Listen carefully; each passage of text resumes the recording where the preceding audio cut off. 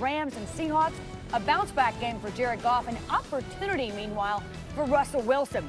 Aaron Rodgers and the Packers head to Dallas. He'll face a Cowboys team whose offense stalled considerably in Week 4. And we'll show you a different side of Michael Thomas, how he's earned the respect of both his head coach and quarterback. And a sight for sore eyes if you happen to be a Giants fan. He wasn't cleared to practice in full, but Saquon Barkley out on the practice field to some degree as he continues to recover from a high ankle sprain. And anyone who's had one or dealt with one knows they can linger. This a very good sign for not only Giants fans, but Daniel Jones and the New York Giants. I see you shaking your head. Only Saquon Barkley, I think, right? You know, maybe Adrian Peterson in his day. But in the words of my late grandmother, the Lord done touched that boy.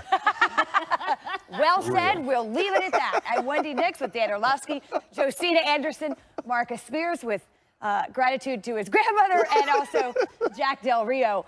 We'll start, though, out west, or actually across the Atlantic in this particular case, since that's where the Raiders are. Linebacker Vontaze Burfict, though, is not. He has been suspended for the remainder of the 2019 season. This because of his helmet-to-helmet hit Sunday on Colts tight end Jack Doyle. The league made that announcement a day ago. It includes the postseason, and Burfict will not be paid. I'm not really going to say anything. I've talked to Runyon in the league office. He knows how I feel. It hurts our team really bad. And I'm anxious to see what the appeal says. I'm not happy about it at all. And I don't want to say anything else. I'm obviously upset about it. The hard thing for me to understand is we say, you know, we're all about people, but sometimes we don't get to know people, right? I think he's one of the most misunderstood people in the NFL. He quickly turned into one of my favorite teammates I've ever had. He's one of the most genuine, awesome people I've ever been around. He's a great teammate. He works his tail off, and he's a great guy, to be honest with you. I know that he's had history in other places, but I think people change. I don't think he was trying to hurt that man. We see other people choking people out, and they're going to play this Sunday. We see other people hitting people in the helmets, and they're going to play this Sunday. And Vontaze Burfict won't play the rest of the year. I think that's a little excessive, if you ask me. Well, look, I think Derek Carr is a tremendous player, tremendous person. I'm not sure, though, that getting to know Vontaze Burfict in this case is germane to the suspension and what he did on the field, Marcus. But I will ask you if you think the season-long suspension is in excess. No, it's not excess, and it's because of the lineage and the history. And I actually talked to someone today from the league office and talked about not only is this about player safety, but this is also about the adjusting to what the new NFL is. And they brought up a great point that I didn't even think about, but that type of hit is the exact way that Shazier is in the position he's in right now. And he said the league has to take that into accountability, not only about the guy that became the target, but the guy that's doing it. And obviously, Vontaze's history played into such a harsh penalty. It's a very difficult thing to say. And we were talking about it yesterday on a couple of shows. I have never in my life felt like it was hard for me to talk about a subject because this involves this guy's livelihood. Like, this is the way he takes care of his family. And I'm a proponent of that in every single way. But then when it gets to the safety of other guys and that have fell victim to either him hurting them or possibly hurting them, that's when you have a different conversation about what we're talking about right now. So it's a lot of layers to it, but I don't think it's excess. And that's why I don't think it's excessive, because we've got to be honest that the NFL is a great group of a fraternity of men, right? And Vontaze Burfict has a history of doing things that cross the line. At what point does that line cross that affects one man's ability to be a dad or a husband down the line? Because that's what these hits, we have data that they could lead to that. And so that's why I don't find it excessive. I appreciate Derek Carr's leadership. I appreciate him trying to have his teammates back and talking about how he believes he can change. But there's evidence that he's not wanting to change. Him running off the field after that incident is an action of, I don't really care what happened in that moment. For him to say all this guy wants to do is just play football, to play football, there's things you can do and things you can't do. And Vontaze Burfict has consistently done things you can't do if you want to play football. We're going to talk about the appeal in just a minute, Josina, but I do know, Coach, that you have a familiarity with Derek Carr. I mean, what do you think his thought process is there? Clearly trying to support a teammate, which I think we can all identify with. But in this case, there was also another potential player who could have been really hurt. Yeah, but I appreciate Derek Carr. I knew he would want to respond this way as a teammate. He's going to be a great teammate. He's going to try and support his teammate. And make no mistake, this hurts their football team. I mean, there's no doubt about it. This guy is a passionate football player. He's good for the middle of their defense, and they're going to miss him. So this is a big blow for the Raiders' defense now. But I would take exception to one thing you said there, Dan. I just can't see the fact that he jogged off and responded to the crowd in Indianapolis. I can't see that as being part of this decision. I hope it's not. It shouldn't be. All right. It's a good football player. He crossed the line several times.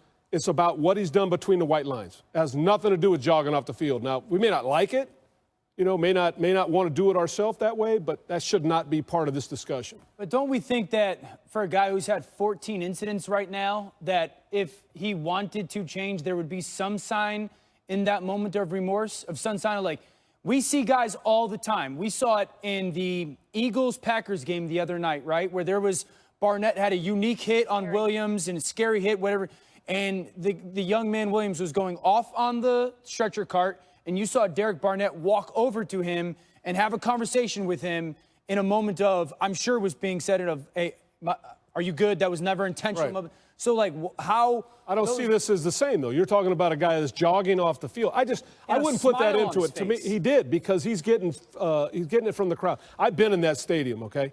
Indianapolis, their crowd gets after you now. Sure. So, I mean, I've seen that. So to me, adding that into this discussion, what happened on the play is what it's about. And to me, he's had warnings. He's been suspended.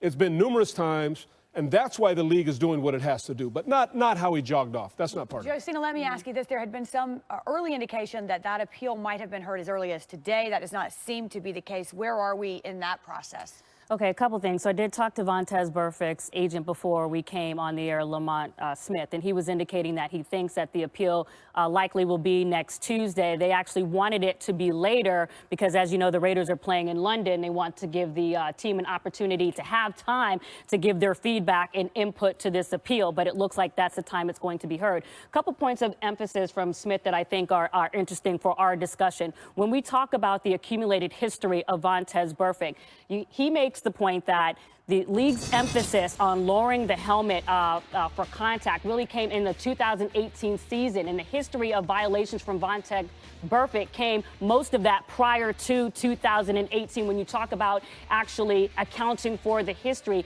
The second thing is that the things that did come in 2018, when we take a look at his timeline of violations, he did have suspensions in 2018, but he has had he did have fines in 2018, but he's had no suspensions since that policy has been emphasized with regards to lowering the helmet. So those are things that are going to be a part of the appeal when it comes to Vontaze Burfict. And then when you guys are having this back and forth right now in regards to his demeanor and his emotions when he was coming off the field, Smith was saying, well, we don't know what the crowd was saying to him, and actually underlining what Jack was saying, that that for him should not be a part of this discussion whatsoever. And the other thing I would challenge you guys and everybody on this panel is, to really look at the hit. And this is what Smith was saying. Are you reacting viscerally to Vontaze Burfict's history, or when you actually look at the play in and of itself, do you see potentially a player who's also dipping at a time when he's coming in? Let's just look at the play again. I'm asking you. I'm not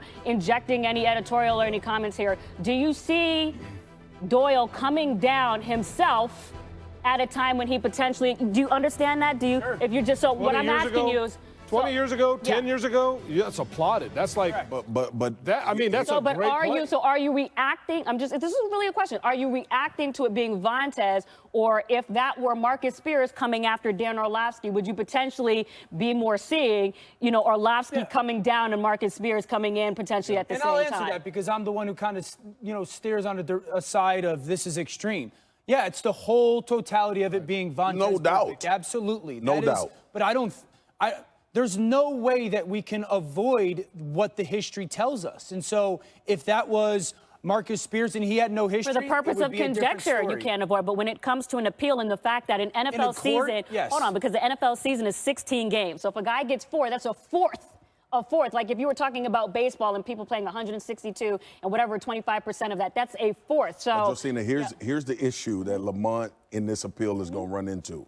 The league has a responsibility to the other 1,600. Yes. That's the league is going to build. And people get hit.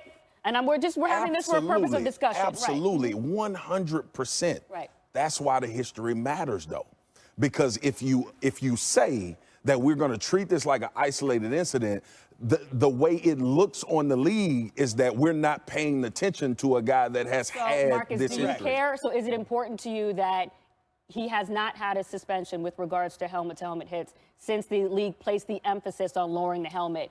No, because I've seen all of the other ones. That's a good argument from a lawyer standpoint. But since the actual emphasis came going into the 2018, he has not had a suspension. That's fine. He has been fine. But what people have to remember also, all right, this ain't a court of law. That's right. That's what people have to remember. It's not a jury. These are individuals, gatekeepers of the NFL that are making this decision. This is not about the semantics of, well, it was this particular hit. They are looking in the totality of the league.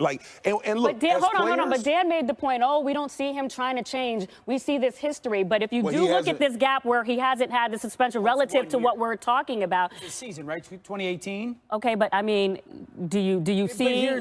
Well, I mean, here would be my... because the last suspension, what would have been 2015 for the Antonio Brown hit with regards to helmet-to-helmet? And I would say that he hasn't been on the field a ton because there's been some injuries littered in there. I would say there's one, he's obviously been told, Vontaze, no more. Like, he's been warned by the NFL. No. You're on a short string. So there has been extensive meetings. So at some verbatim point, from who I talked to. And then at the end, you don't even have to know that because you look at, obviously there have been violations. And then I would ask this. But beyond what's reported. What has he done through his on-field behavior to prove I do want to play in the NFL? That would be my question. It's just super difficult because it's a dude's livelihood. Right. That's why it's tough. Look, again, this suspension includes the postseason. He will not be compensated, whatever it turns out to be, and he's already lost more than $4 million on fines and suspensions over the course of his Some of those have been curtailed. I mean, what they were initially, reported as, some of them have been reduced. That's what he's been fined initially. A couple of updates around the league. The Jalen Ramsey situation remains unresolved. The Jags corner unable to practice today, again due to soreness in his back. Ramsey did not practice or play last week against the Broncos, although he was on the sidelines. His status for Sunday's game against the Panthers remaining unclear. Bills head coach Sean McDermott said today that quarterback Josh Allen remains in concussion protocol. This was after leaving Sunday's game against the Patriots. He was limited to individual drill work today. If Allen cannot play, Matt Barkley expected to get the start against the Titans on Sunday. And Jets quarterback Sam Darnold making progress in his recovery from mono. He has been cleared for practice, but not for contact, which you would presume would mean his return this week is unlikely. The Jets looking to avoid their first 0-4 start since 2003. Plenty more to come on this Wednesday edition of NFL Live. Coming off a tough loss to the Bucs at home, the Rams set to face the Seahawks in Seattle.